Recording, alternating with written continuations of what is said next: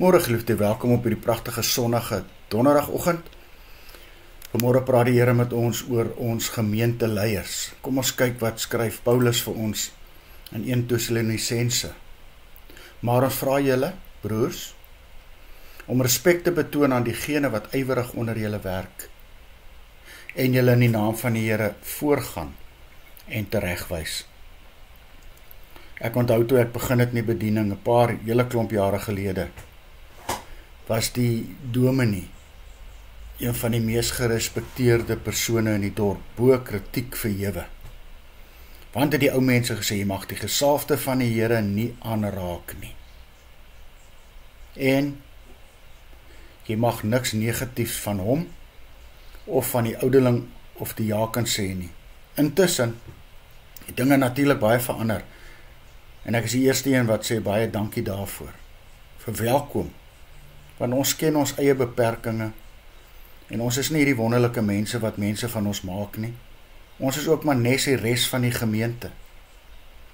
Maar ongelukkig het hierdie selfde verskynsel ook gemaak dat mense nou moeilik die dominee se gesag as hy oor die Bybel praat aanvaar.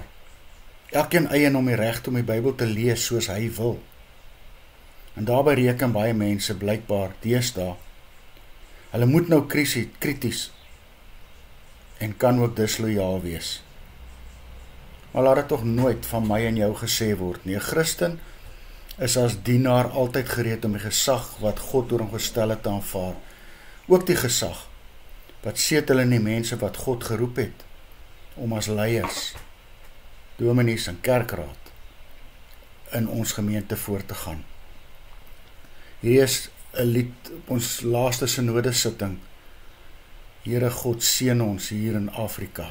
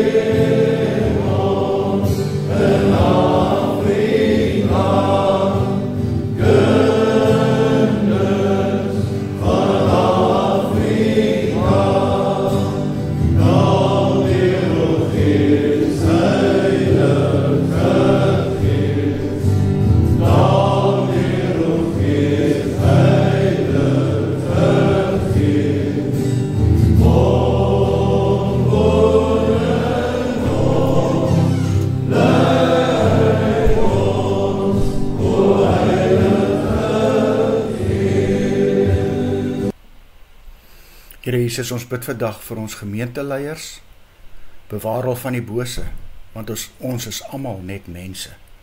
Hou ons ook so naby U, asseblief. Amen. Dan mag jy saam met my 'n wonderlike dag hê.